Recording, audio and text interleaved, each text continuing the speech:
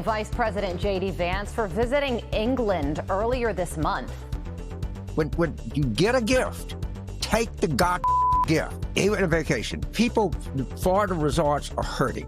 Guess where he went?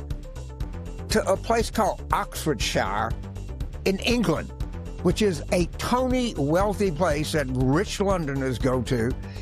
Call it the Martha's Vineyard of England. And why we didn't blow this up?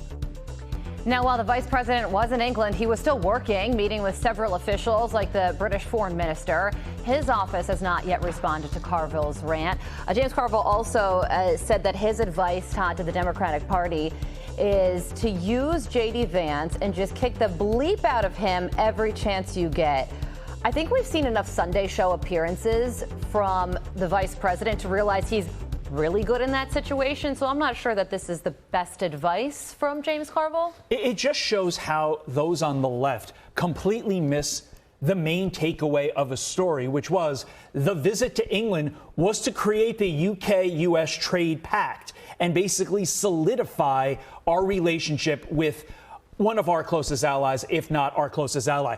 So he stopped over for 12 minutes to look at a beach with some other, by the way, English people to try and, work out the trade situation. But, Joe, if I could bring you in here now on this topic, Joe Concha, Fox News contributor, senior writer for the Washington Examiner, why do people keep platforming James Carville?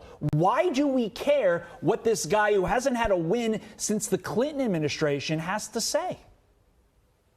Yeah, we're talking, 33 years now at this point, Todd? And thanks for having me. Happy Friday. That's the thing. He rode Bill Clinton's coattails for that campaign, and that was all based on Clinton, right? That he ran a campaign where it wasn't so much he needed a campaign manager to win that election. That was Bill Clinton's charisma. That was Bill Clinton going on Arsenio Hall and playing the saxophone. That was George H.W. Bush residing over a recession at that time in 1992, just to go back all those years. So he's been wrong about everything. He said that Hillary Clinton would win in an absolute landslide.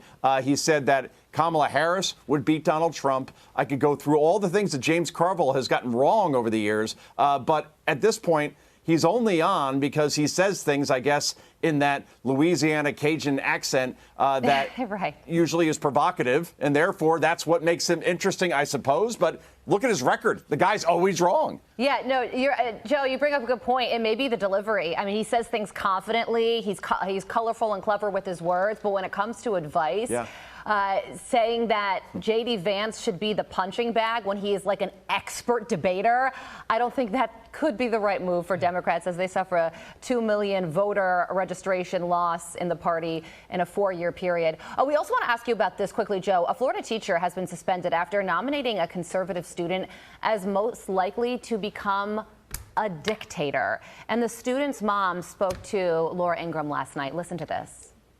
He brought it home. He was upset about it. I sent an email to the teacher, to the principal, and I reached out to the local school board to bring attention to this.